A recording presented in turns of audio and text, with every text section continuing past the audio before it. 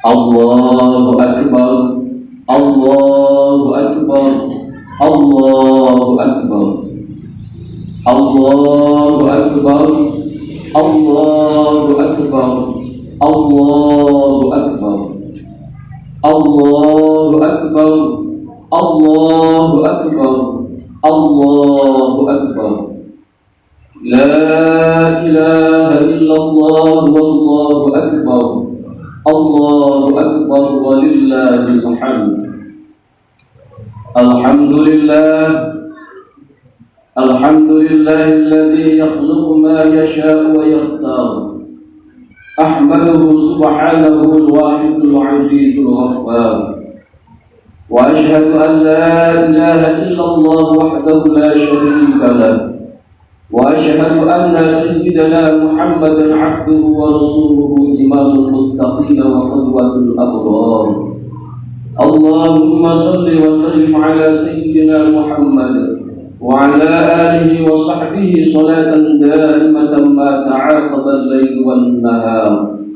Amma ba'd, fa ya ikhwatal Islam, أوصيكم ونفسي بتقوى الله عز وجل القائل في محكم الكتاب إنا أعطيناك الكوثر فصل لربك وانحر إن شانئك هو الأبتر. معاشر المسلمين jamaah Idul Adha rahimakumullah. Mengawali khutbah Id pada pagi hari yang penuh keberkahan ini, khatib berwasiat kepada kita semua, terutama kepada diri khatib pribadi, untuk senantiasa berusaha meningkatkan keimanan dan ketakwaan kita kepada Allah Subhanahu wa Ta'ala, kapanpun dan dimanapun kita berada, serta dalam keadaan sesulit apapun dan dalam kondisi yang bagaimanapun, dengan cara melaksanakan kewajiban-kewajiban kita dan menjauhi segala larangan-larangan Allah Ta'ala.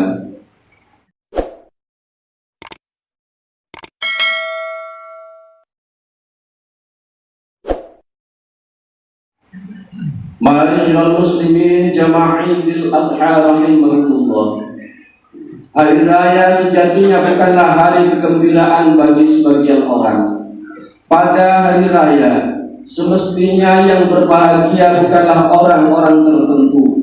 Seharusnya kita semua bergembira. Seharusnya kita semua berbahagia, karena hari raya sejatinya adalah hari raya seluruh umat Islam. Hari raya adalah kegembiraan umat Islam di seluruh dunia. Hari raya adalah kegembiraan bersama.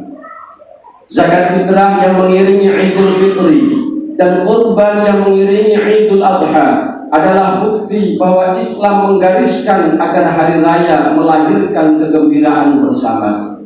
Orang yang mampu berzakat fitrah, maka ia memberikan zakatnya kepada orang-orang yang fakir dan miskin. Orang yang mampu berkurban, maka ia bagikan daging hewan kurban kepada orang-orang yang tidak mampu. Yang dengan itu kegembiraan akan merata, kegembiraan akan dirasakan oleh sebanyak-banyaknya umat Islam. Dari titik ini kita dapat mengambil kesimpulan bahwa memenuhi kebutuhan orang-orang yang membutuhkan dan menggembirakan mereka dengan zakat, dengan daging kurban adalah sesuatu yang semestinya selalu mengiringi setiap momen hari raya. Hakikat hari raya adalah kegembiraan bersama, kasih sayang, empati, dan berbagi kepada sesama. Sebagai upaya untuk menjadikan hari raya sebagai kegembiraan bersama, kita seyogyanya menyambut hari raya dengan mempersiapkan diri kita untuk berbagi dengan yang lain. Menjelang hari raya, kita persiapkan diri kita untuk membantu sesama, meringankan beban saudara-saudara kita yang membutuhkan, dan menghilangkan kesedihan mereka dengan menyumbangkan sebagian harta kita. Jika tidak mampu, maka dengan ucapan-ucapan yang indah yang dapat menghibur hati mereka, dengan sapaan dan senyuman tulus kepada mereka, serta lantunan doa untuk kebaikan mereka. ketika kita berkumpul bersama ayah ibu kita, bersama anak-anak kita, teman-teman kita, dan orang-orang yang kita cintai dalam rangka makan bersama pada momen hari raya, ingatlah bahwa di sana masih banyak anak-anak yatim yang tidak mendapatkan kasih sayang dari orang tua mereka. Di sana ada janda-janda yang bekerja membanting tulang mencari nafkah untuk menghidupi anak-anak mereka. Ingatlah bahwa di berbagai tempat banyak orang yang kehilangan pekerjaan pada musim pandemi ini. Di berbagai daerah banyak orang kesulitan mencari nafkah akibat COVID-19 yang terus mewabah. Paling tidak kita lantunkan doa untuk mereka pada hari yang penuh keberkahan ini. Pada hari yang semestinya semua orang bergembira, mereka menahan kesedihan, merasakan perihnya kehidupan, dan menanggung beban hidup yang serba kesulitan. Kita selipkan doa untuk mereka di tengah kegembiraan kita. Ma'asyiral muslimin rahimakumullah, kita hadirkan dalam hati bahwa pada saat kita membantu orang-orang yang membutuhkan atau mendoakan mereka, pada hakikatnya kita sedang berbuat baik kepada diri kita sendiri. Allah berfirman, in ahsantum ahsantum li anfusikum. Jika kalian berbuat baik, sejatinya kalian telah berbuat baik bagi diri kalian sendiri. Allah juga berfirman, wa ma tunfiqu min khairin fali anfusikum wa ma tunfiquna illa ibtigha'a wajhillah wa ma tunfiqu min khairin yuwaffa ilaikum wa antum la tuzlamun. Dan apapun harta yang kalian infakkan di jalan Allah, maka pahalanya itu untuk diri kalian sendiri. Dan janganlah kalian berinfak melainkan karena mencari ridha Allah. Dan apapun harta yang kalian infakkan, niscaya kalian akan diberi pahala secara penuh, dan kalian sedikit pun tidak akan dirugikan. Allahu Akbar, Allahu Akbar, Allahu Akbar, walillahil hamd. Kepada mereka yang terdampak COVID-19 atau mengalami masa-masa sulit dalam hidupnya yang disebabkan berbagai masalah, kita katakan bahwa musibah yang menimpa kalian tidak sebanding dengan apa yang menimpa Nabi Ibrahim alaihissalam dan Nabi Ismail beserta keluarga mereka. Dalam penantian yang sangat lama hingga mencapai puncak usia 86 tahun, Nabi Ibrahim alaihissalam baru dikaruniai seorang anak yang kemudian diberi nama Ismail. Setelah belahan jiwa itu tumbuh dewasa menjadi seorang remaja, Allah memerintahkan kepada baginda Nabi Ibrahim agar menyembelih putranya sendiri, dan Ismail pun harus menerima untuk disembelih oleh ayahnya sendiri.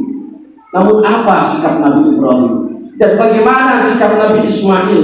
Keduanya tunduk dan patuh total kepada Allah dan bersegera menjalankan perintah itu tanpa ada keraguan sedikit pun. Sang putra pun juga menyambut perintah itu dengan kepasrahan total tanpa ada protes sepatah kata pun. Hadirin jamaah Idul Adha rahimakumullah. Musibah dan bala yang sedang terjadi dikatakan di dalam Al-Quran mengenai kisah Ibrahim dan Ismail, inna hadza lahul bala'ul mubin. Sesungguhnya ini benar-benar suatu ujian yang nyata. Wa fadainahu bidzibhin 'azim. Dan kami tebus Ismail dengan seekor sembelihan yang agung. Hadirin, mari kita renungkan bersama di tengah pandemi COVID-19 dan berbagai problem hidup, marilah kita meneladani apa yang diteladankan oleh Nabi Ibrahim dan Ismail alaihissalam ketika diuji oleh Allah dengan ujian yang berat tersebut. Dengan bagaimana? Dengan ketakwaan, sikap sabar, tawakal penuh kepasrahan, keteguhan hati dalam menjalankan perintah Allah, dan ketundukan total kepadanya, Nabi Ibrahim dan Ismail pada akhirnya mendapatkan jalan keluar dan pertolongan dari Allah Subhanahu wa Ta'ala.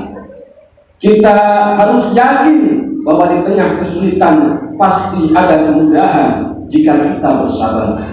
Kita harus yakin bahwa di setiap musibah pasti ada hikmah jika kita bertawakal berpasrah diri.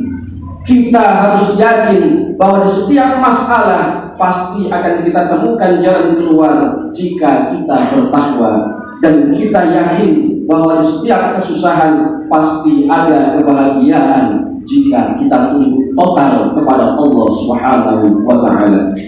Aqulu qawli hadza wa astaghfirullah li wa lakum wa lisa'iril muslimin wal muslimat wal mu'minina wal mu'minat fastaghfiruhu innahu huwal ghafurur rahim.